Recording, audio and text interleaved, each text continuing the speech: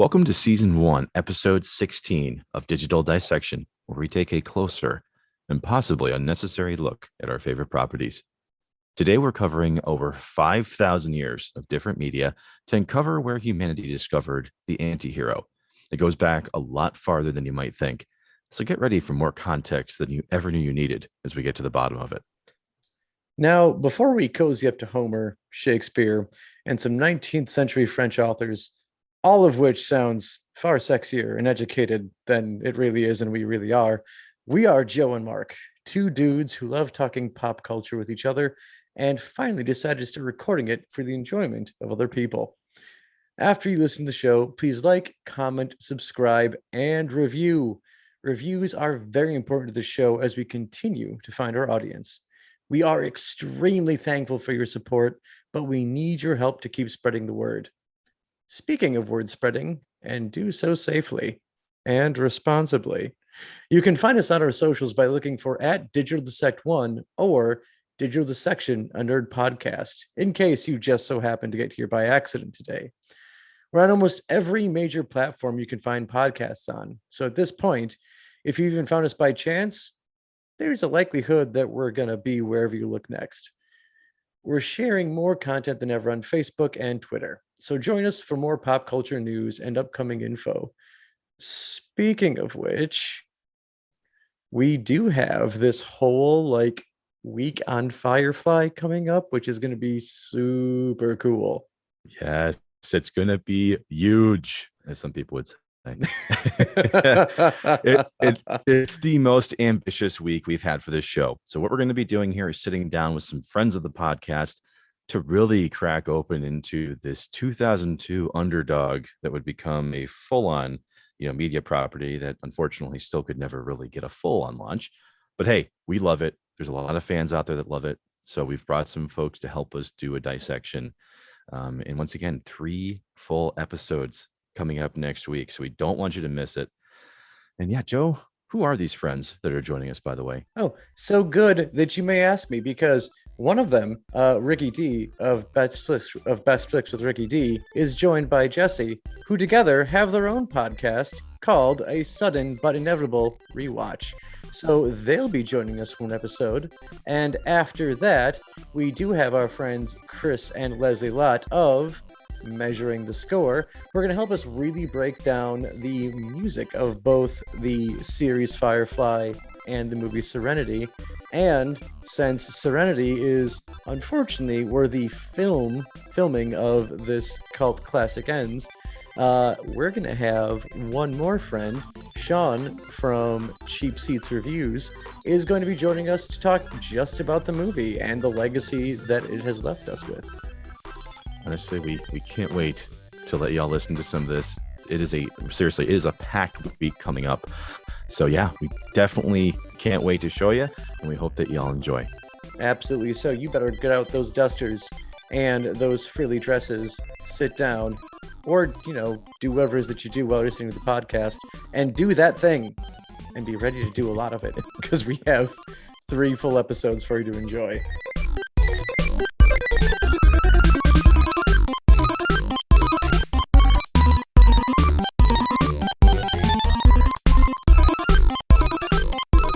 This is a very special edition of Digital Dissection where we're actually in the same location. Yeah, this is a first. I mean, don't get us wrong. We've definitely hung out in person since making the podcast. We've just never recorded it in the same room.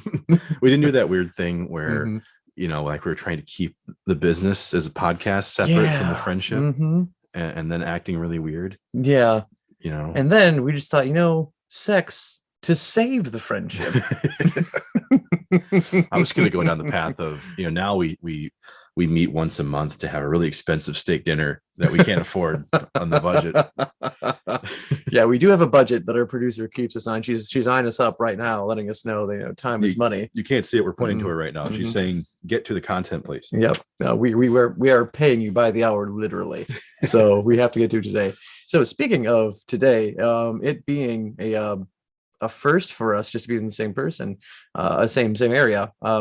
We are going with the first, for usually when we do talk stuff on the show, like we go with like heroic people. We find like we talk a lot of superheroes or people who are like basically thrust into the spotlight and are made into being something great. Like we see in movies like Star Trek and or Ghostbusters, you get the everyman who like rises to the occasion. But today we're talking anti-heroes. Yes. These are the people who are doing good, but kind of at an inconvenience to themselves. Yes, the most morally ambiguous people that we'll be covering on this show starts today. Mm-hmm.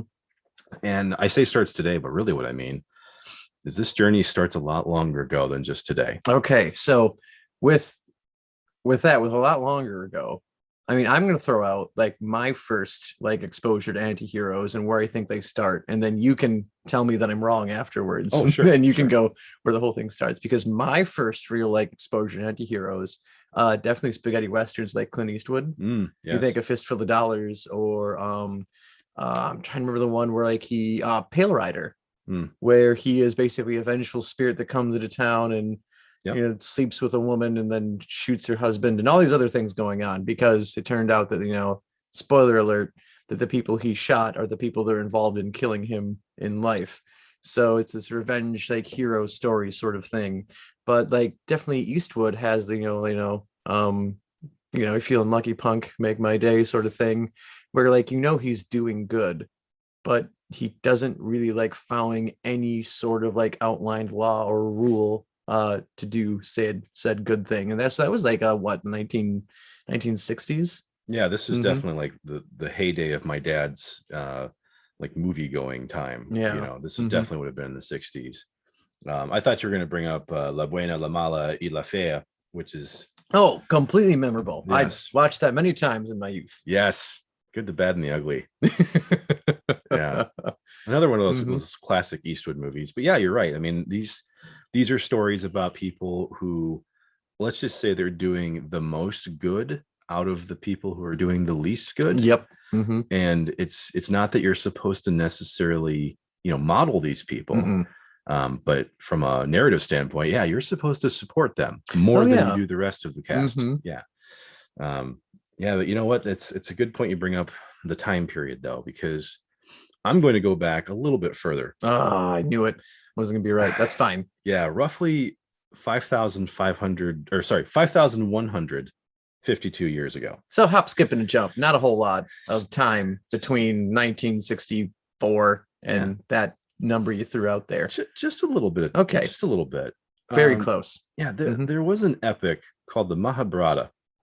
Okay. Yeah, this sounds Indian. Yeah, it's very much Indian. Okay. Absolutely. This is a very big part of religions in India, believe it or not. This epic was viewed in a lot of ways as a history book, very similar to how Christianity views the Bible as a history book, right? Yep.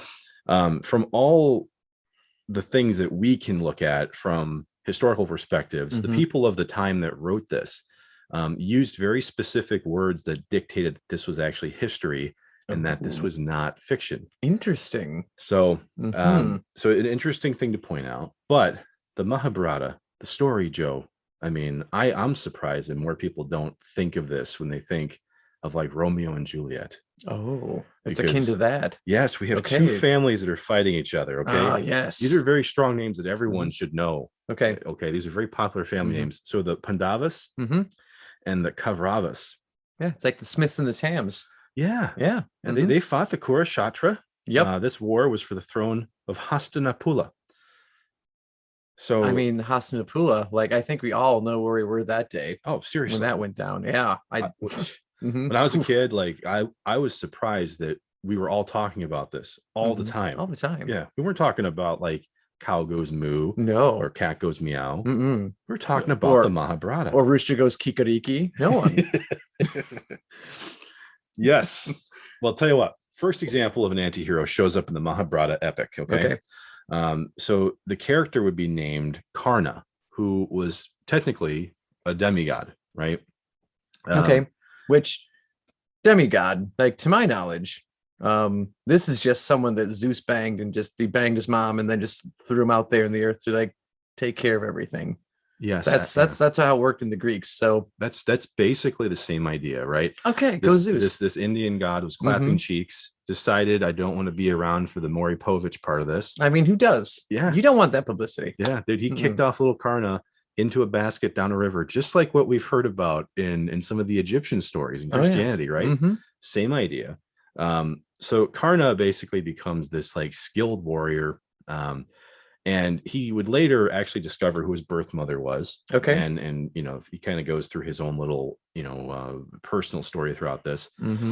The only real part of this that crosses with why we would consider him a flawed character, right? As Shakespeare would call a flawed good man, right? Yeah. That's what that's what the antihero would basically become. Well, he finds out later that this war that he's fighting after he meets his birth mother, he's actually fighting against his own family in this war. Ooh. And so that's what this whole like anti-hero part of this comes up. It's like, yeah, this dude is literally killing his own family in the name of war. So do you think that is more or less awkward than the Oedipus thing?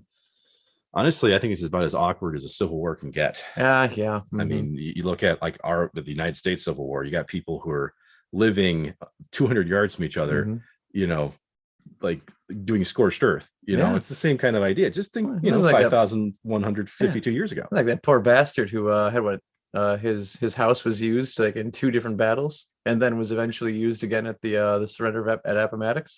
Yeah. That guy. Yeah. War started in his house, ended there. Yeah, I hope he's not paying property taxes on that yet. Oh, no, I'm sure he's still seeking damages from the government. We know how long government work takes to process. As an Army brat, I can absolutely agree with that. Yeah. So, but this is the earliest like literary work that we can pin this on. Okay. Now, speaking of the Greeks, though, you definitely mentioned a good little segue there. Roughly 2,800 years ago. So we're not getting specifically down to the year. Okay, roughly about 28. Closer to Eastwood.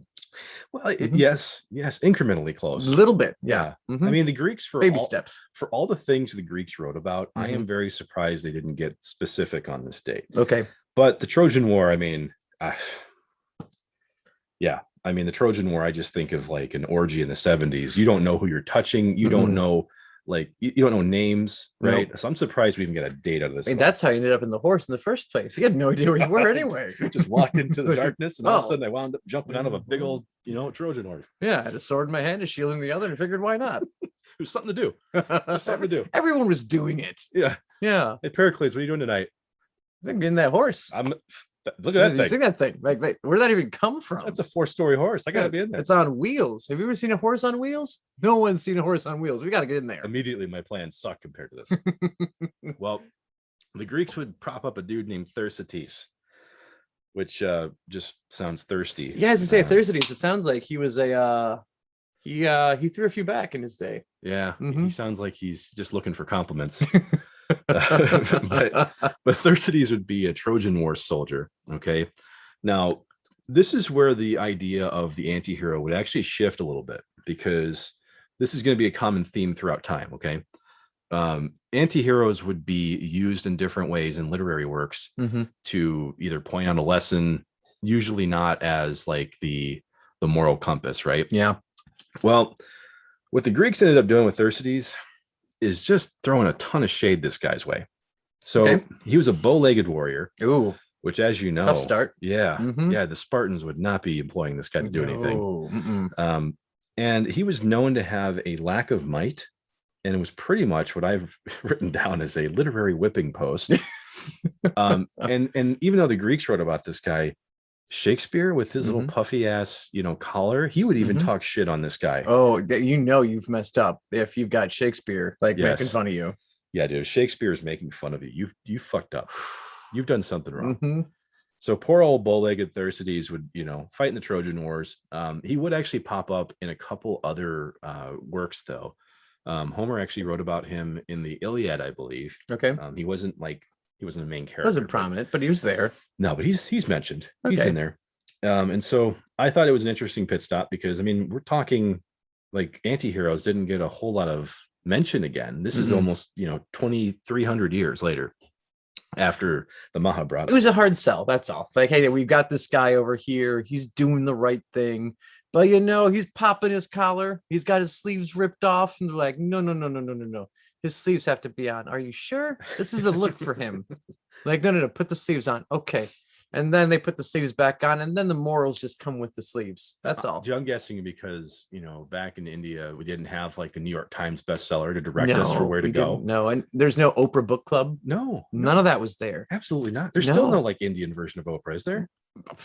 I have to imagine. I mean, Bollywood is so expansive. They put out so much stuff. There's got to be an Indian Oprah. Well, we're pointing to our producer right now for her to look that up, even though she once again does not exist. No, and she is giving us the finger for bringing this up. So we're gonna go ahead and move on. Clearly, she doesn't know. No, she does not know. We'll tell you what. The next time we'd see the Antihero, this would be specifically in the term. The term would actually show up in 1714. Ooh. So this would actually show up in what was kind of an interesting work. It was a French imaginary philosophical conversation had between an author and himself. It would be if that doesn't just sound like you're made out of spare parts, I don't know what does, Mark. Joe, when we created mirrors, they were meant for looking in, and some people looked in them longer than others. Okay. So this literary work would be called Rameau's Nephew, and I know literally nothing about it other than that, mostly because I couldn't wrap my head around actually wanting to read this thing. But it specifically mentions the term anti-hero. Okay. So now we're actually getting literary works that are using the term that we would obviously pick as the center of our conversation today. But we're going to forward again another couple hundred years, because this journey, we can't stick with the bourgeoisie for that long. We don't. There's so much syphilis during that time. Oh, everywhere. Yeah, you don't want syphilis everywhere. You don't want to get a contact high from that kind of, just in case it's hidden in the margins somewhere. No, you don't want to burn for her. Yes. Well, all right. We're getting into the 1800s. Okay. Now, the 1800s would be known for creating a term that's called the Gothic Double, which would refer to literary characters again. The Gothic Double would, however, serve as a successor of this anti-hero term that we heard about in Rameau's Nephew. Really, what it refers to, though, is the duality of good and evil. Ooh. As though they were two halves of the same coin. Yeah, sort of thing. Two wolves living within you. Ooh, get that checked out. Yes. You should not have two wolves living within you. Yeah, I mean, I thought that was interesting to call it the Gothic Double, because why the fuck aren't we using that term anymore? Yeah, it's a pretty sexy term right there, the Gothic Double. Yeah, like it makes it sound like you know what you're talking about. Like, you might as well just slap a PhD on me if I say, yeah, the Gothic Double, that is the character of Venom and Eddie Brock. Oh, well, just imagine if you were at like some conference and this German dude all of a sudden busts out the Gothic Double. You'd be like leaning in. I want to hear what this guy has to say. Yeah. I mean, if there was a college parties between me saying Gothic Double and some douchebag and his guitar, I would win every time. Oh, I'd pray to Christ. Well, yeah. Well, part of this duality of good and evil was starting to like build the foundations of what you and I would see throughout our lives. In that anti-heroes emerged to offset the perception of a traditional hero's center of gravity. So we end up shifting from these epic stories and these purely academic stories, right? To the point where anti-heroes now represent more irony in the balance between those things. Okay. So the way that I like to explain this is with the 1846 novel, The Count of Monte Cristo. Oh, yes. The Count of Monte Cristo. Yeah. Go find your own tree. Yes. Go find your own tree. Yeah. Or some would call it The Count of Monte Cristo by Alexander Dumbass. It's actually Alexandre Dumas. Yes. And so this story would kind of shift into that irony discussion, right? So this is and once again, for folks that haven't read this book, it's been almost 160 years. Okay. Spoiler alert. Read the damn book. We're going to give a little bit of a spoiler alert here. Okay. So long story short, this happy little French sailor, Edmond Dantes, he's just trying to do the best for his life. He's got a wife. He's got a spoiler alert. He's got a kid on the way. Okay. Doesn't quite know about. Doesn't know about it. Fine. Surprise. Yeah. Plot twist. Would you like to say? And his best friend would backstab the shit out of him. right? Just like Caesar. Yes, absolutely. Mhm. Like A tu Brute. And so basically, long story short, this dude goes to prison for a while. Okay. You know, Yeah. he gets cut, he gets his tats, Mm-hmm. joins a few gangs along the way. Lifts weights in the yard. I get it. Yeah. Yep. Yeah. This gang would be led by a French priest who was also wrongfully imprisoned. Okay. But the dude gets out of prison. He's educated now because the priest knew a thing or two. Okay. Right? Knew how to read. Knew Yeah. how to, you know, He could read. He could throw bows. He could write. He could make some crackers, I'm sure. You know what? They don't go into that in the book, but I'm sure it's in there somewhere. Oh, yeah, it has to be. In the appendices. Yeah, it's probably in there. Oh, yeah. But yeah, this dude gets out of prison. And with this knowledge that this priest gives him, he finds this treasure of Monte Cristo. Okay. Or Cristo, rather. And he uses it to get revenge on the people that put him in prison. Now, you may be asking, okay, well, what's the irony of this story? Well, the irony of the story is a pretty important theme that unfortunately the movie wouldn't actually adapt. So okay. A 2001 film. Well, the irony is that you can't live in the world that you were from when you get revenge. Yeah. Right. Like you're no longer the person that you were when you entered that world because of the things you did, you know, to get your revenge. So what does he do at the end of this story? He hops on a boat and he gets the hell out of there. Gets his revenge. He screws over everybody that messed him up. I think just say, yeah, you guys have fun. I'm take off. Yeah. You enjoy what I've created here. Sandbox, if you will. I'm gonna go. Yeah, you're bankrupt. You know, you went insane, and I'm out. Yep. We'll see. I'm not gonna deal with that. Yeah. Not my problem anymore. Nah, you guys a cabbage. I'm out of here. So off Edgar Dantes goes. But there's a little bit of a lesson in this story of, you know, of getting back at the people that screwed you over. Okay. Now, one of the earliest American literary examples of the anti-hero would actually be Huckleberry Finn. Yeah. Jonathan Taylor Thomas? No, we're talking the 1884 novel of Huckleberry Finn. Okay. You know, this guy's a little scamp. A little bit. Yeah. Precocious, if you will. Yeah. He's very impressionable, you know. Like a kind of a taut preteen Swedish boy. Not at all. That's no, he does not have that body. That is totally your own province. I will not get into that one. But yes, this would be the first American attributed anti-hero story. Okay. I just figured this was like, I don't know, bored youth in America. Yeah, you know, it may not be so much just the subject matter. It could just be the ambiguity of the guy's decisions, right? Yeah. Like you know that Huckleberry Finn ain't a bad dude. No, I mean, odd that he chooses certain nicknames for his friends that he does. Which, yeah, we don't want to edit that stuff out. No. I mean, you could say he's a victim of the times, but really, do better. Come on, do better, Huckleberry Finn. But yeah, that's really where once again we've got a little bit of a different idea behind what constitutes an anti-hero in literary works, right?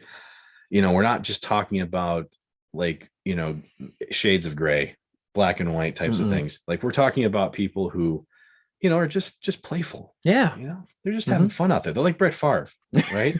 Just a bit of a gunslinger. Yeah. Well, except not sending dick pics to, you know, New Jersey reporters. No, you don't do that. And, or your masseuse. No, they're just, they're touching you, but I mean, only because they're getting paid. Yeah. And not in like a sexy way or a legal way. No. Like they're doing that because it's their living. Like, I don't care if don't it moved, confuse the if two. it moved a little. That's not on the masseuse. No, that is on you. That's on you. You get your shit figured out. Yeah, absolutely. Which once again, that's not quite what Huckleberry Finn's doing. No. But you know, this would actually lead us into though the 1900s or the 20th century. So the early 1900s anti-heroes became more like character studies and angst, or like, you know, let's just think of like isolated from society, right? We've got these characters who they're loners. They don't fit in with the rest of society as a whole. Yeah, my so-called life. Are you referring to your own or the property? The property. I mean, it's all angst. Okay. Pure angst. The whole thing. I was going to say, I remember when I first met you, Joe, you did have the mohawk. Did. You know, you had the eyeliner on the top and bottom. I rocked both. Yeah. You don't half-ass two things. You whole-ass the one thing. No. You were smoking American spirits. Yep. And I believed you were only drinking just Pabst Blue Ribbon. As you can see, we're painting a picture here. But yeah, that's where the 1950s would kind of take us, though, right? Like, if you remember, like, The Catcher in the Rye. Yeah. Think of Holden Caulfield. Or this guy said kill Lennon, right? Or I like to call him Holden Cauliflower. But yeah, but this guy would definitely fit the idea of angsty loner, meant to be tucked in the back somewhere. The James Dean of his time. Except not attractive and wouldn't be remembered in the same way hundreds of years later. No, he would not. He would not. Not. I mean, and James Dean, really, he's go around like what, cutting off what were those? The parking meters, right? Was that Dean? It probably was. Which really, I think that does make him the hero they deserved and needed at the time, because parking, that's the enemy of everyone. Yeah. That's ridiculous. Finding a good place to park, and that's not going to cost you an arm and a leg. Yeah, in a big city. Yeah, big city. Sorry, James Dean, not an antihero, just a hero. Take that back. Just a hero, James Dean. Well, this would represent a lot of what we would end up seeing, from, let's just say, the 1920s onward. Okay. Now we talked about Shakespeare a little bit. He wasn't a stranger to the antihero either. He would, like Othello, Hamlet, Lady Macbeth. These were all people that Lady Pac-Man, Mrs. Pac-Man. We know he was there. That's Billy Shakespeare. Dude, he had it. He had it. Granted, it was really fucking hard to read and little wordy. Very Shakespeare, wordy. Little wordy. He danced around the subject a lot before he didn't go right in. Dude, that guy did not know how to walk off a stage. No, he didn't want to keep him coming back for more by leave the audience hanging. He delivered everything and then some. Well, after his prolific time, we would end up seeing more of these Caulfield style characters. Okay, so we're talking about people like Jay Gatsby. Okay, of the Great Gatsby. Oh yeah, good old F. Scott Fitzgerald. Yeah. Yes. The man who once had to tell Ernest Hemingway to stop writing about him. The dude that said old sport one too many times. Yes. But yeah, after Jay Gatsby, though, we get, even James Bond is considered an anti-hero. Really? Bond? Yeah. Okay. Yeah. Think about it, dude. Okay. Is James Bond really fighting for the good of all? No, just Britain. He's just fighting for the Queen. Just Queen country. So that's all. If you're in the UK, all right, that's cool. But everyone else, this is just like Team America. Team America is not fighting for the world. No, they're just world police. It's world police. It's the same idea, man. But yeah, so after James Bond, we'd be actually looking at people like Hannibal Lecter. Yeah, I could see that. Yeah. And really, anti-hero, or do we just get behind him when we shouldn't? Like, I feel like that's bad influence. That's like when okay, no good way to put this. When a woman falls in love with a convict, just goes, ooh, the allure, the danger. This is a bad man. My father wouldn't like this man. That's him. That's all. That's all I thought it was. I didn't think he was an anti-hero. I thought he was just, sexy, crazy inmate guy. I mean, I know that Anthony Hopkins he's not the same tall drink to everyone. No. But I mean, have you seen him rock out to metal? Oh, yeah. I did. And it's terrifying. It is not a tall drink there at all. That's definitely that's a shot of something that burns a whole lot. Yeah. Big burn. Like, this is like, if there's rail like shot, like, this is beneath the rail. Like, that's where that is. That is Anthony Hopkins. Like, I respect you, man, but I have no idea what the hell you were doing there. Oh, that's like buying an egg salad sandwich from a gas station. Oh, that's a gamble. You're going to lose every time. No. Yeah, that's that rock thing is terrifying that you just mentioned. Yeah. But I mean, Hannibal Lecter, though, would also get paired in with Jack Torrance of The Shining. Okay. Same type of idea. You have a character who represents less of the original anti-heroes, right? And you have more of this once again, it's the center of gravity that they're defying in what would be a typically good character. Yeah. Right? Because Jack Torrance doesn't start off as a bad guy. No. He is definitely not at the all work and no play point at the start of the story. He builds to that. Yes. He gets there eventually, and that's when the movie gets interesting. Take it back. The Shining is fun the whole way through. It's a good ride. Well, speaking of good rides, one of the next notable anti-heroes would be Geralt Orivia. Ah, yes. Yeah. The very, very Witcher we toss a coin to. Absolutely. Yes. And you know how we've talked about our birth year being like a very important year? 86. I mean, 1986, man. Yeah. Geralt of freaking Rivia. First appears in the Witcher novels. Good things were happening in 86, man. Great thing. I mean, the mojo was flowing in 1986. It was. There weren't just mighty births. There were fantastic literary works with anti-heroes. Yes. Yeah. And not to get too far into The Witcher, because, we could spend easily a few hours on Geralt of Rivia. And perhaps one day we will spend a few hours on it, in which case you'll reduce to roughly 1 hour of it. Yes. We'll try to keep it down. We've gotten kind of free and loose with the time on this, the total amount of minutes of this conversation typically, but either way, Geralt Orivia is a very good example of what modern, anti-heroes would become. And these are people who are kind of rough around the edges, and they could do things that are heroic, but they are tremendously like just, you could say, misguided in certain ways. Yeah. They're not connected to society. And some of the decisions they make, you wouldn't want to make. No. No, you look at it and think, oof, glad that didn't come down to me. Yeah. Would not want to make that decision. Wouldn't want to be that guy. No, absolutely not. But I mean, he is that. I mean, when I think of anti-heroes, I do tend to think of Geralt of Rivia, just because he's not very well liked. No. And the people that do like him understand the nuances, the layers of The Witcher. Like an onion, really. Yeah. Several layers. Which I think I see in myself, Joe. I consider myself a human onion. The more layers you peel back, the more it stinks. But I've imagined that's not your business card. No. If I had one, it might be. Like on the back. Yeah. It's fine print. If I had a business card, it'd probably, have like a tracing of a hammerhead shark on it or something. Yeah. I mean, I figured it'd be like what you usually tell me, like what you put on your grave, like your gravestone. Like, I could eat. Yeah, I could eat. Yeah, I could eat. Mark Mackey, I could eat. Yeah, that's what I'll be known for. Yeah. Well, tell you what, we're getting into finally the times where you and I actually existed to be able to talk about these anti-heroes. And what would be a better way than to talk about Fight Club? Oh, yes. But you shouldn't. We should not do it. Technically, we're not even talking about it right now. No. Yeah. We're just talking about a nondescript book. But Tyler Durden, absolutely. Oh, completely. Kind of leading in that modern age of anti-heroes, because this guy is literally leading like worldwide espionage. Yeah. Like under the guise of like, we're just dudes hanging out, having a good time. Yeah.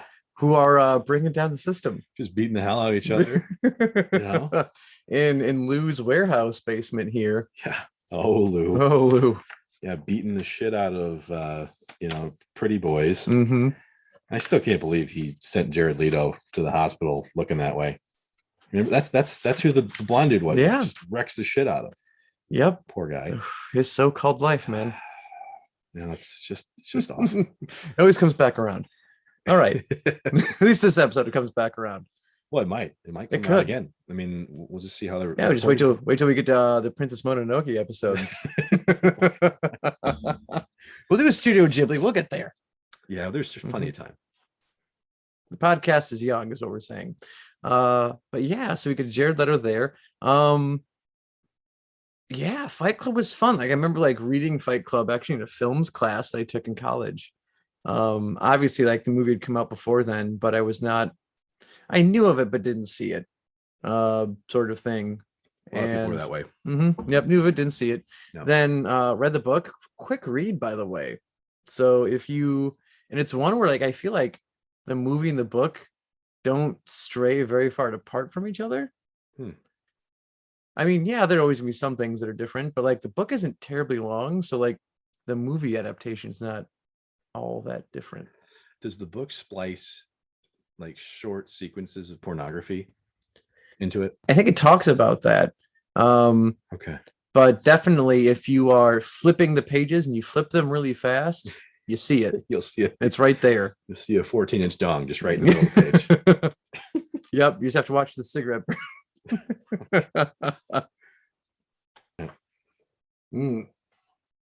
Yeah. It's a good drink, by the way. Or is this like a bold lemonade? Not a seltzer person. This isn't bad at all. Yeah, that's 5% alcohol volume. Oh, yeah. That's like 5 times out of actual lemonade. Yeah. What? Right. Oh, we're live? Live? I don't believe you. This producer's lying. I think she's full of it. I don't know why she keeps looking at us that way. Oh, the button is on. Oh shit! The red light's there. Yep. Well, Joe, let's put our caps back on and start talking about why people would actually need to worry about this episode. We're talking about anti-heroes. So far, we've only been buried in books. Yeah. A little bit of movies. Yeah, and Prince dead last I heard. Yeah. Dude, I only collect spores, mold, and fungus. Hell of a nightlife right there. Gets me by. Yeah. It really buries my crippling depression. But tell you what, man. Well, yeah, let's at least get to books with pictures. Yes. Let's get to the easy books to read. Because that's where definitely we grew up enjoying the anti-hero is through comics and film. Yeah. So when you look at I think what was credited as the first modern anti-hero in comics is the Punisher. Yes. Yeah. Frank Castle himself. So if you can't see these things, folks, but we do have animals that come through the set every now and again. And what's fantastic is that there's Mark's cat, and then my dog is crated right now, and I think Mark's cat just scared my dog. Which I think they equally scared each other. Yeah, there's just okay. So the Punisher. We'll see if we keep that in. But yes, Frank Castle himself. He was a Marine, wasn't he? He was military, so he always Marine knows how sounds right. He knows how to use every weapon. He does. Usually. Yeah. But the story of a guy whose family is it's usually always brutally murdered. It's not like a oh no, they died right in front of my eyes. It's like they were slaughtered. Yeah. Right there. Yeah. There was. Yeah. Yeah. This is like when termites, eat into your deck and you bust open that piece of wood. It's just dust. Yeah, just dust. There's nothing left. Yeah. Just Frank Castle's family. You can't tape that back together. There's no surgery's not helping that. So of course our man Frank just goes on a rampage, puts a skull in his chest, and doesn't look back. I gotta say though, that shirt I've always wanted. Oh yeah. But just based on how I have this weird, oddly shaped, shitty body, I can never get that shirt to work. No, and I'm in the realm where I can't do skulls just because I feel like you need to really be a badass to wear a skull. And if you know me, I don't put that on my resume. You don't see Joe Venable badass anywhere. It's just Joe Venable student taught in China. Mild-tempered ass. Mild-tempered. Could be disagreeable. Could be disagreeable. So I could just never pull off the skull work, but God, it looks cool. Yeah, it just really does. Once again, just like the Impala from Supernatural, you could hump that t-shirt easily. And his first appearance is in a Spider-Man book. Yeah. He's hunting Spider-Man. Whoa, he's a bad guy. But wait, not really. Well, I mean, he is a bad guy in the sense that he kills. He does with reckless abandon, a little bit, and he's very, very much animalistic in the way that he does this. Truth fact. So I mean, he is not the type of anti-hero that we would get later, which we'll obviously this journey continues, folks. We're not going to skip straight to the end, but I mean, for me, he was one of the first comics that I saw where my parents were looking at it going, should he be reading that?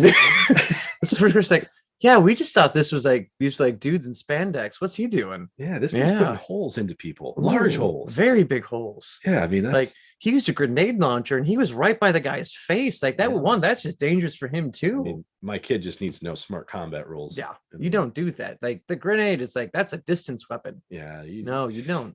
That's not a point blank thing. That's why you throw them. You throw them. Yeah, that's why you don't just lightly toss it 3 feet in front of you. No. Yeah, but I mean, but the Punisher though, like, when I think about specifically just the brutality of him, um, it's not like he does this to the point where he's not reflective of it, right? That's where when we've talked about, once again, this gravity of the actions of these characters. The Punisher is one of those characters who does occasionally show remorse for doing these things. Yeah. That's what brings him, back to the center a little bit. It's the anguish of losing his family and then having to process the thoughts of what he's just done. Yep. And he does occasionally have those moments of clarity. And there are, like, interesting enough, also moments where, like, he feels the need to be the conscience of other people, which is weird. Like, I think it was probably, I don't know, 5 years ago now, something like that, where I think there's an issue where there's, like, I think a group of police officers, like, going around, like, putting the skulls on their chest or something, and, like, they're basically taking the law into their own hands, in a sense. They're wearing hockey pads. They are wearing hockey pads. So I think that, like, Frank Castle actually confronts him. He's like, no, like, don't be me. Like, don't do that. You're supposed to uphold the law. I work around it. Like, we are very different things, and we need people who will actually be someone to look up to. You cannot do what I do. And then I think he shoots them. Oh, I thought he was just gonna, like, Dikembe McTumble them and just go, no, wag the finger at him, yeah, and then run away laughing, and he slaps their gun down. No, I think he may have killed them after the pep talk, which really, why'd you give him the pep talk at that point, Frank? Yeah, that's rough. Yeah, like, were you gonna make them, like, change their minds? Like, oh yeah, they'll have an epiphany. Yeah, you're right, Mr. Punisher, dude. I will change my ways. Just kidding. No, you won't. Pow pow. Yeah, and then the Punisher walks off. What an idiot! Gah. Good for me. More people for me to kill. Saved the day. That's a story I actually did not know about the Punisher, which is very odd. Wow. It's I mean, and more recent, I rarely read the Punisher. Well, I mean, same here. I mean, I once again, I maybe I blocked off a memory in my head where my parents, like, ripped the book from me and were like, no, not allowed. Yeah, I rolled up the newspaper and slapped me with it. But actually, you know what? That is interesting though, because more of my early comic book memories would revolve around Wolverine. Yeah. Like we shifted from Antihero to Antihero, varying levels of popularity. And Wolverine would encapsulate, once again, another anti-hero who has these issues with brutality. He does. Yeah, he very much is not, like, because you look at the X-Men dynamic, and you've got Scott Summers, Cyclops, who is the Boy Scout traditional hero leading the group, and then there's, the brooding Wolverine in the corner trying to do things his own way all the time. Always trying to get with Cyclops. Trying to make the squeeze with Jean. Dynamite gal. Yeah, man. Calling everyone bub. Like, he's like, we're friends, but I'm not going to call you by name. We're just a bub. And you're like, oh, this guy, he's never calling me his buddy. He's bub. He's throwing weird things in there. He called the villain egg-sucking gutter trash earlier. Like, this guy. Duded up egg-sucking gutter trash. This guy fucks. Oh, my God. That is actually hilarious to pin that on Wolverine. Because, honestly, here's what's funny about that. Like, anti-heroes we've covered, right? We've been talking about this for a good 40 minutes now. Boom. But what's interesting about Wolverine, like you just mentioned, he calls people bub. And that is actually like a trademark when you talk to, like, body language experts and people who are trying to earn favor with others. You usually give nicknames to people in a way to build a relationship, right? And so I always found the character of Logan / Wolverine interesting because he does fit the profile of being a loner, which I mean, he was experimented on. I mean, his skeleton's literally replaced with the metallic one. I don't even know what they did to his lower half. No, I imagine that's adamantium too, though. Wow, like, that's just like a gold member scenario. It's just always there. His Winky's a key. Yeah, you gotta think about that for a second. Yeah, that's the first time I've asked that question out loud. But at the same time, that's cartilage down there, though. That wouldn't get replaced. But and they plated they plated the bones with it. They didn't, like, turn the bones into adamantium. They just stuck plates on it. It's true. Maybe I'm just superimposing what I would hope happens to me one day. But the majority of the Mhm. anti-hero anguish that comes from Wolverine, once again, this has more to do with the traumas and the things that Mhm. I guess same Frank Castle, right? Like it's the traumas that are inspiring this sense of being a loner. Oh yeah, And so when you look at Frank Castle, it's like, yeah, Frank Castle was a normal person at one point in he was time. well adjusted, The trauma decent changed man. him into something else. Yeah. With Wolverine, like he doesn't remember who he No. was Mm-mm. before the trauma. And for most of the comics, we don't know who Who he is was? before the Yeah. trauma. So we just know this pained, anguished, angsty is not even the right word. No, no, this is beyond angst. This is not teenage nonsense in high school. Like, no, it's just anger. It's Yeah. visceral, it's guttural, Yeah. and he's gonna tear to pieces. This is someone who found the coffee crystals Yeah. in their coffee. Oh, yeah. And that whole restaurant's just down. Yeah. Mhm. Well, they've all got 6 puncture holes in their chests. But Marvel did a really good job with granting their characters this duality, right? Mhm. We've talked about our French literary friends here giving us the duality, the Gothic double. The Gothic double. For those of you who listened to us for the last 40 minutes, the Gothic double would appear again in the form of a man named Venom. Yes, good old Eddie Brock, which Venom has had a number of hosts over the years, but Eddie Brock will always be the boy. Yeah, Eddie Brock was always Venom number one. Mm-hmm. And his character, he's a very layered character, right? Yep. He starts off as just a standard douchebag, straight up villain. Yeah, he is just the the yin to Spider-Man's yang. Yep. You've got Eddie Brock, who is basically the jock photographer. Yes. Who's always picking on nerdy little Peter Parker. Yeah. And then you've got Parker, who is actually Spider-Man and stronger than he comes off. And then eventually, you've got the whole Secret Wars thing that goes on, for those of you who enjoy Spider-Man, which was just originally the idea to go, hey, let's give him a cool new black suit. And then eventually, like, you know what? Let's make the black suit alive. Yeah. And it's an alien. Yeah. Very cool concept. Very awesome. And then it goes off of him, which is why it retains like the whole web shooting thing, and then goes on to Brock. And now you've got the jock thing, like, isn't just an empty threat anymore to Peter Parker, because before it's like, yeah, you're like big strong jock guy, but I can throw a fucking truck, like halfway down Broadway. So now you've actually superpowered the jock, and he is just a straight villain for a while. And the symbiote does what a lot of characters who end up gaining power typically do in these types of properties. The power amplifies the worst parts of them. And so that's what Eddie Brock, as Venom becomes. He just the anger and the jealousy and this rage that's within him, it just becomes cranked up totally. Oh, right to 11, to the max. Yep. Not to be confused with the Saved by the Bell restaurant. No.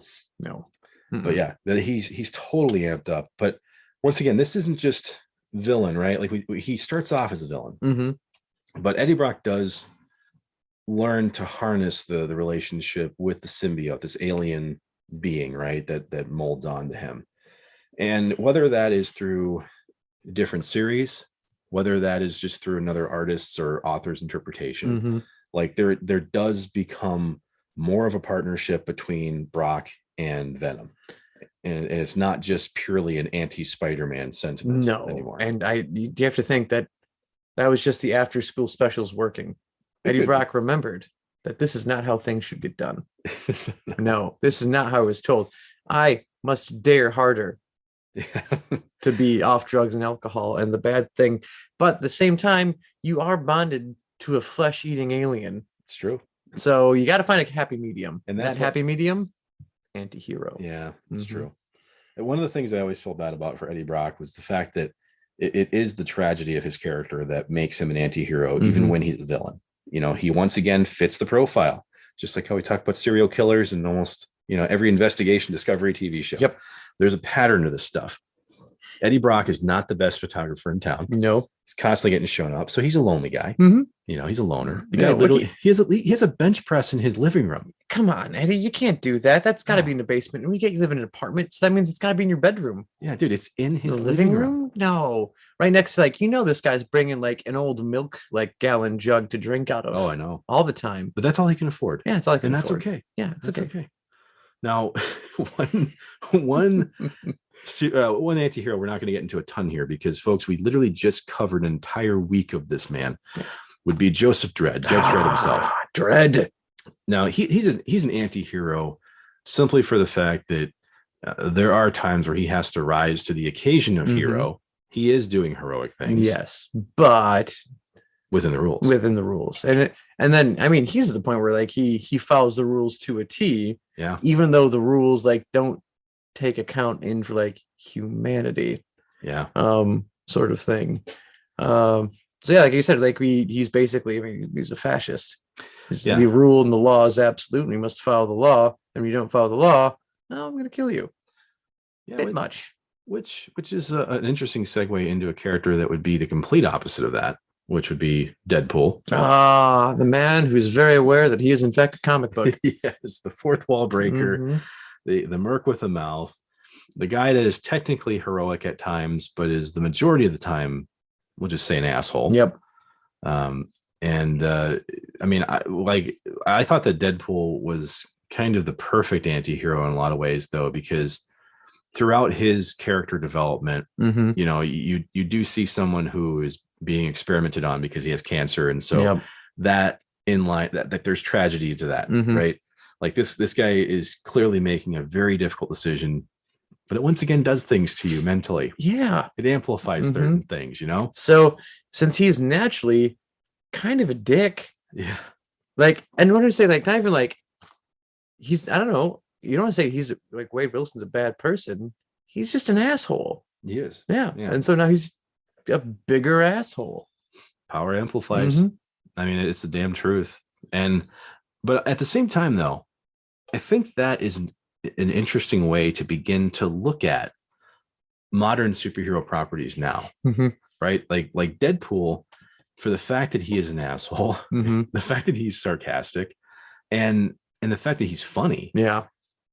It really breaks up some of the seriousness of other superhero films that we've seen in recent memory, or just superhero properties in general. Yeah. Now, obviously, you and I are both fans of Batman. Love Batman. Yeah. Yeah. Now, I will absolutely, once again, kind of fall on our Star Trek experience where you have a master's degree.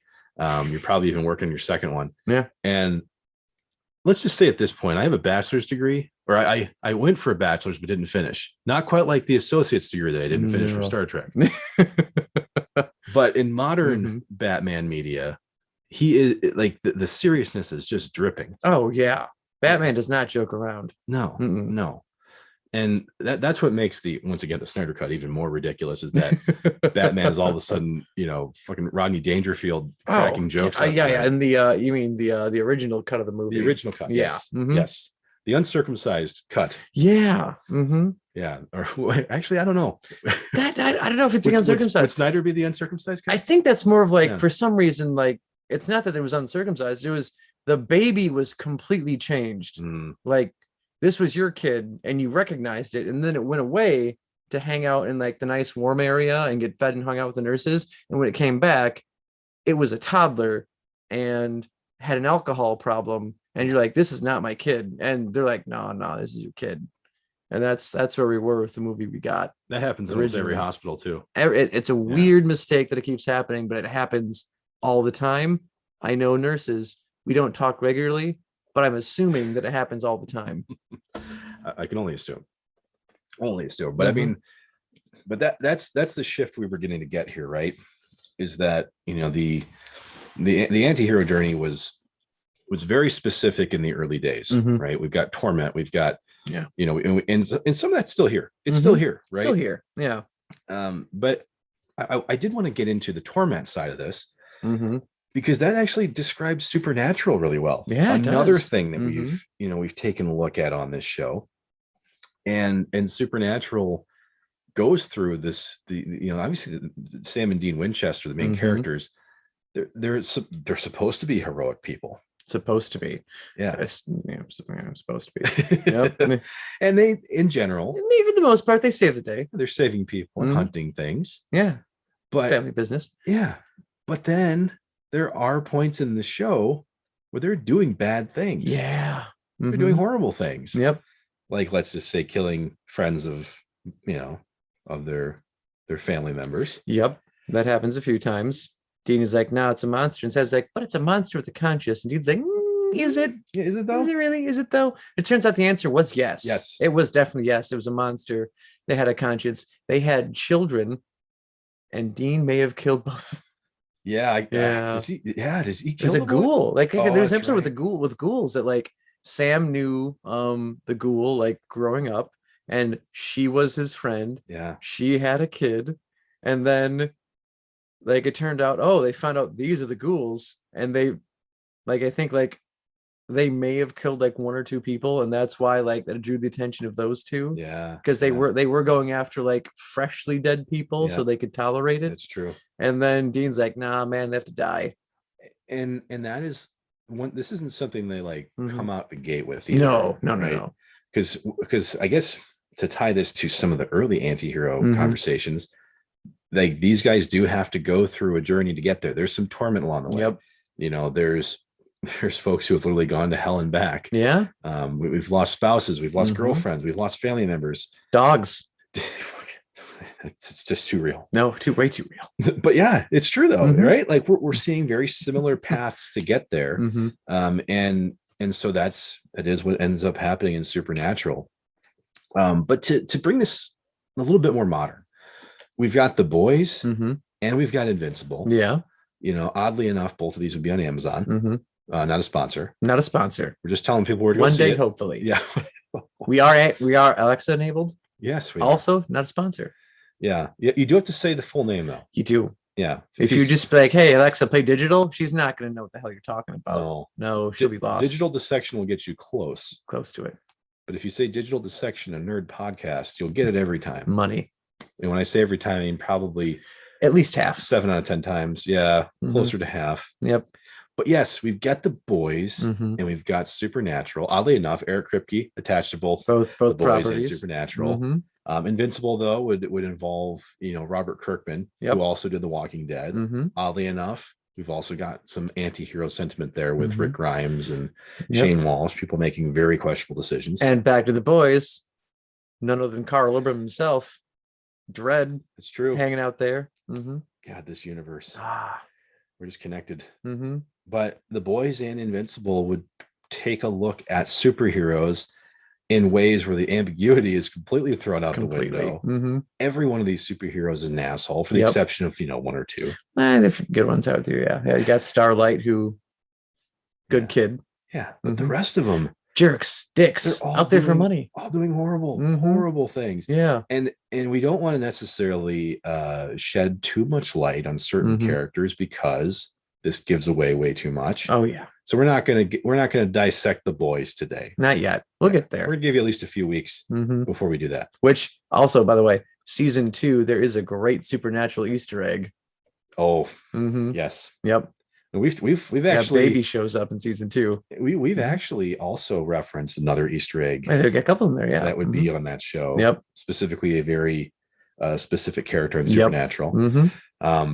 But yeah, these properties though, we're looking at superheroes doing awful things, and they know they're doing awful things, and many times don't care. And they don't care, or they're motivated by doing it. Things. Yeah. In the case of Invincible, Omni-Man, the main.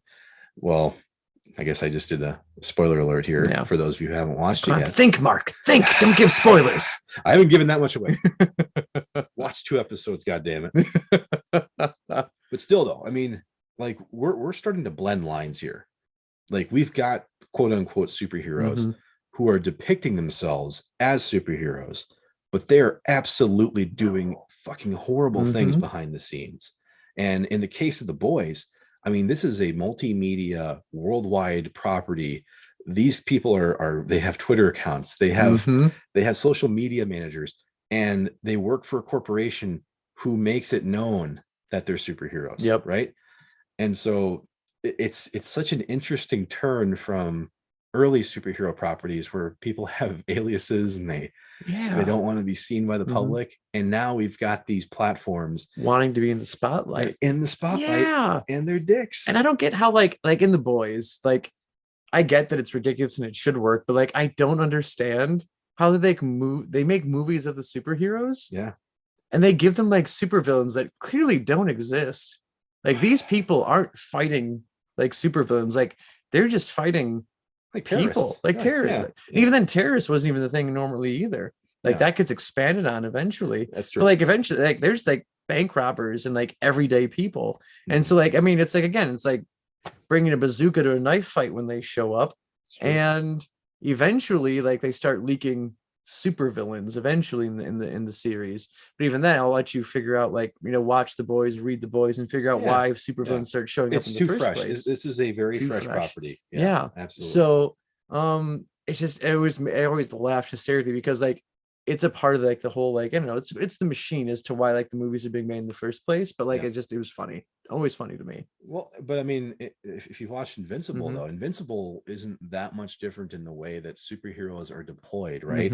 Like there's still this unified, you know, like worldwide response team, right? Like and some of the superheroes show up on their own to fight threats. Others are just organized in a different manner. But yeah, we're deploying superhero teams to do things on behalf of either companies or government, faceless entities. And so really what I come to here is beginning to ask ourselves, why are we so drawn to antiheroes? Because this isn't just like a one property thing. No. You and I have already talked about, you know, multiple standalone characters, but now we have major properties that are just based on antiheroes. They're like the top of almost every chart. There's people that are glued to it. I just mentioned Walking Dead, which just wrapped up its comic book series. The TV show's wrapping up too.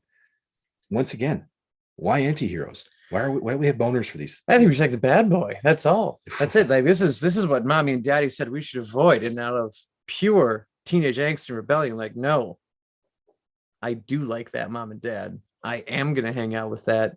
And even though you said no, I mean, that's more the reason to do it in the first place for me. I think that's it. Or like, I think it's like, I mean, I know. Like it always bugged me, like me growing up being like a huge Superman fan. Be like, Superman sucks. He's like too good of a hero. He's too good of a guy. But he's a hero. That's kind of the point of him. And like you could argue that he's boring because he's too strong.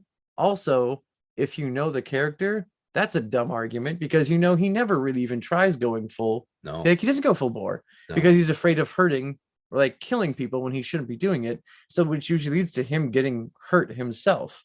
But anyway, I digress. I think it's just that I don't know if like basically it got to the point where we got bored with like actual heroics. Well, and you and I have talked about that in the previous episode, how we are so sick of the origin story of a superhero. Oh yeah, just completely done with it. Yeah, and the worst part is a lot of these superhero stories, especially in adapted movies, they're always fighting against the bad version of themselves in the first movie. Yeah, almost always. You can look at Ironmonger, Hulk. Yep, Hulk was the exact same way. I with mean, what was it, Abomination? Yeah, yep, yeah. Unless you go Eric Bana, then that was the Absorbing Man.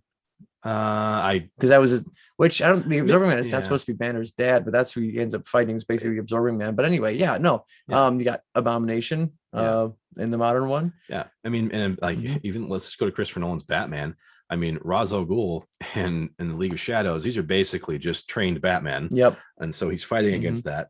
And so like the origin of the superhero is so worn out. I mean, we've seen it so many times. It's getting to the point where I don't even care that the character is good. Yeah. I seriously don't. I don't care that you're good. Why did it take you to have to go through something traumatic to be good? Yeah. And I guess that is a lot of like modern superheroes and Disney characters. They're all orphans. Something terrible happened to them. Either parents getting killed Yeah. And Pets heads falling off. Yeah, I mean, something's happened. Maybe I should be the light for the world, since it's been nothing but darkness for me. I'm turn myself around. And it's again like another great appeal to Superman is that he grew up like not knowing anything was wrong. He had no idea his planet blew up. No, he had no idea that was happening. He was raised. I mean, original Superman, he was found by an orphanage and raised and like just was a nice person. But like no, like he got good values from the Kents who raised him. And then when he was old enough, they told him who he actually was. But like he got his morality and a sense of goodness from good people, which is another reason why I just love the character. But yeah, no, I digress. Like, yeah, a lot of times heroes have to go through something tragic to become heroes. Yeah, but with what you just told me, I mean, that's about as missionary as having your sex with your socks on. Okay. you talk about Judge Dredd. Okay. This is a dude who is a clone, who has a brother who is also a clone, but a really fucking awful one, who's just a bad, evil son of a bitch. And then you throw him into, the wastelands, and then you've got, Judge Death, and you've got all these other fucking crazy things that spin off of that. But the crux of this is that he's a clone that is part of this like massive operation / conspiracy, right? That's just Dredd. Okay. And so when I think of these origins, that's the kind of stuff that jumps off the page. Not someone who had to, who was already good. A parent dies or, whatever. And I just don't see that continuing to work. I don't see it working. I mean, it's going to happen eventually where that maybe it'll come back around where like Superman was boring because he was too good. And then that's why Batman's interesting because he has tragedy in his life. Granted, like as humans, like a story without conflict, whether it was at the developmental stage or current stage of the character, like we're drawn to the conflict. So maybe eventually, like now we're going to be like, you know what? The heroes who are kind of tough guys or hard asses, maybe they're not interesting anymore. We need something different. Does that mean do we loop back to the good heroes or do we find something completely new? So are you starting to say that we should go back to the Mahabrata and go back to characters that are just flawed good men? Maybe that's where we go. Or I don't know, like I should say like maybe a good way to like maybe end this is like who like do you have like an all-time favorite like anti-hero? Well, I do.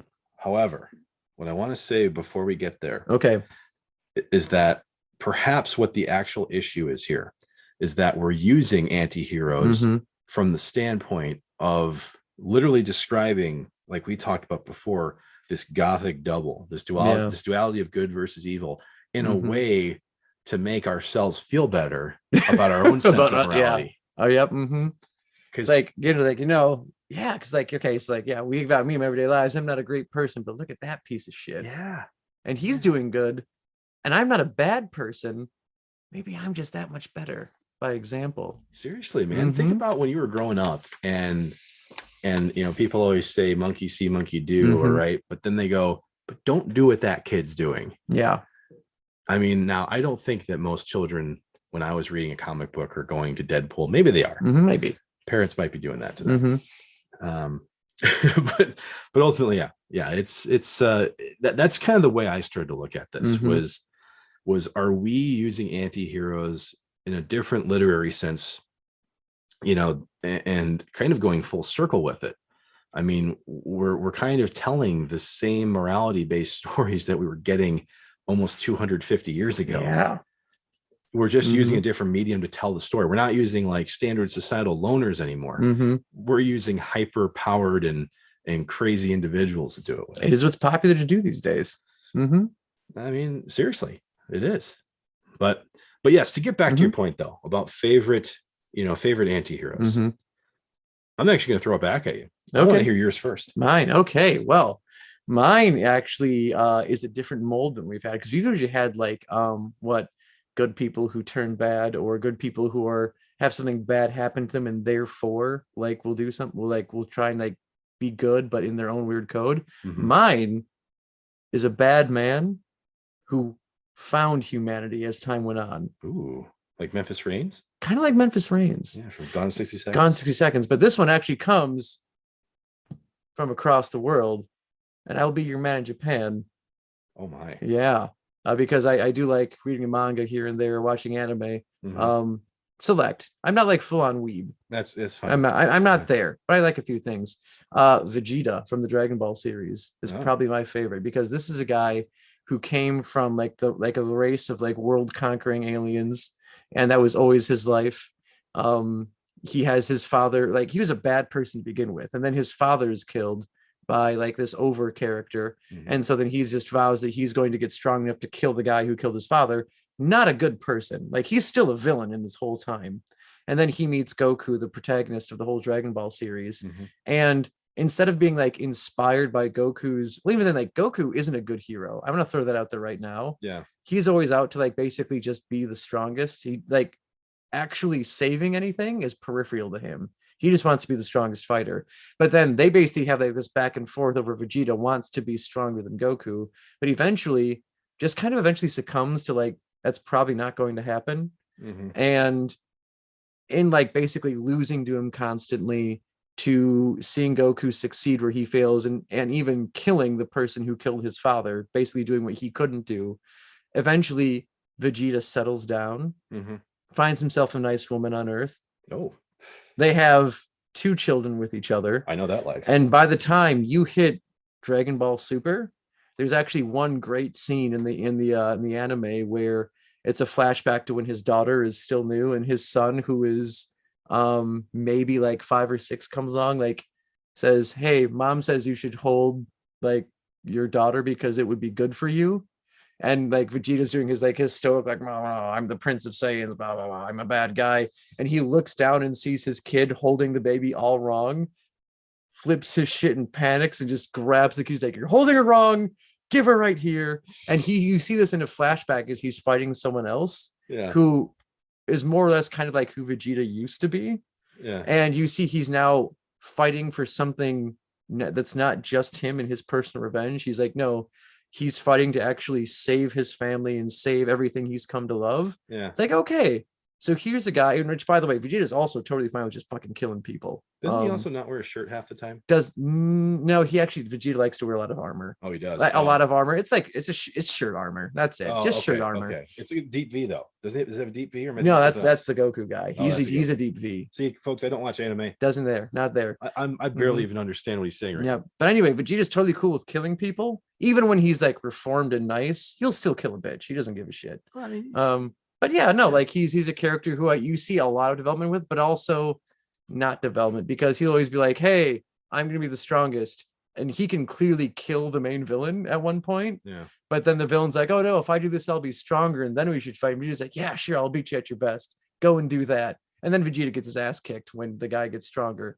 Well, So it always you happens. got to keep training, man. Yeah, I got to keep doing it. You think Rocky would win the fights he wins if he doesn't change up his method a little bit? No, you got to lose in Rocky 1 to beat Apollo Creed in Rocky 2. Oh, spoiler alert, by the way. Oh, yeah, sorry. Sorry, folks. Yeah, my bad. 1979, spoiler alert. Yep, whoops. Well- Okay. So yeah, Vegeta's me. How about you? Well, my favorite anti-hero is actually from a property that I recently introduced you to called Fringe. Oh if you yeah. remember. Once again, another J.J. Abrams, ditty. Yep, pairs up with another JJ, Joshua Jackson. He sure does, actually. And here's what's interesting about this show. And I apologize for once again. Here's a spoiler alert for you. So you mentioned Joshua Jackson. He's one of the main characters of the show. His name's Peter Bishop. His father's name is Walter Bishop. Okay. And Walter Bishop is played by John Noble, who from Lord of the Rings, and he's also on The Boys. Also plays Carl Urban's father on that. So when you first watch this show, there are some mental problems with Walter Bishop. You can tell he's not quite all there. Not quite. I think he's milking a cow when you first see him, right, or something. Yeah. Oh, he's all over the place. Oh yeah. He's largely comedic, and the entire delivery of him is to almost be comic relief. But if you're paying attention to the early portions of the show, you begin to realize that the things that are happening within this property all tie back to him in some way. It's to the point where you can't even pretend. You like if you're actually paying attention to this show, it's like, okay, he's clearly involved in what's going on, or at least had knowledge of it that he lost. Okay. So once again, folks, spoiler alert, if you haven't watched Fringe, it's been out for like 12 years now. But why Walter Bishop is an anti-hero, you find out he actually performed lobotomy on himself to remove the areas of his brain that involves these experiments, but also one of the biggest plot twists of the entire series. His son is actually stolen from an alternate dimension. So his son dies early in the series. Oof, it's a bold strategy there, Cotton. His son dies. Walter cannot come to terms with it himself. Mm-hmm. So what does he do? He creates technology to open up an alternate universe. And as soon as he's able to get into it, Mm-hmm. he steals the alternate universe Peter Bishop and brings him into this universe. It builds up a lot of issues that occur later on down the line Mm-hmm. as a war with the other universe. Oh, Because you can imagine Walter, or they call him Walternate of the alternate universe. the Walter, that's great. He is driven by Mhm. trying to understand, how do I get my son back? Yeah. Yeah. And so Walter Bishop did some fucking horrible things Mhm. along the way to stealing his son from the universe. Okay. Wow. It's a huge reveal. Mhm. But at the same time, when he removes that part of his brain, he ends up unlocking a part of himself that he never would have otherwise. So it is a very dark, very tough story development here. Mhm. But he does find a way to repair himself through doing these horrible things. Ooh. It's a really odd, strange twist, but it makes me appreciate that character to where it's a fairly recent bit of sci-fi, but I love that character, and I have ever since I watched it. But either way, the larger point here, you and I just did it for the last 10 minutes. Mm-hmm. Clearly, anti-heroes have a place in our hearts. Oh, yeah. There's something, I guess, like, I think it's because sometimes inherently, like, that, like, you see something wrong happens, and like, you have to do something about it, but you have to follow rules, but fuck, do you wish you didn't have to stop it? And I think the larger thing is you see a part of yourself in flawed characters. And in some way, just seeing that, it kind of helps you grow in a sense. Like, how can I avoid the things that these people went through? How can I use my own anguish, my own personal struggles, and how can I use them for a better purpose?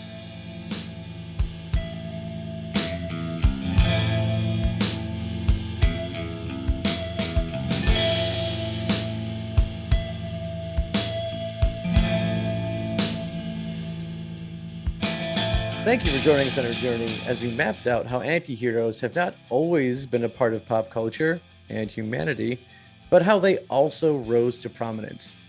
We absolutely missed some anti-heroes along the way, so feel free to drop us a comment telling us more about ones that you would like to hear in a review. We really do want to hear from you. We're not just saying it, we like people. We also need your help to make sure that we keep growing this audience. It's apparently very important to our sponsors. Well, hey, as we have mentioned a few times on this show this week, next week is a huge one for us. We are bringing you 3 full episodes of this show to break down the entire Firefly universe, from 2002 underdog TV series to full feature film. Not only that, but we look at the music from both entries as well. We're joined by good friends of this podcast to perform the deepest dissection we've ever done. That just sounds hot no matter what way you say it. But hey, join us as we sit down with our friends from the sudden but inevitable rewatch, measuring the score, and cheap seat reviews. We can't thank them enough for joining us and hope that you enjoy. Until next time, keep on dissecting.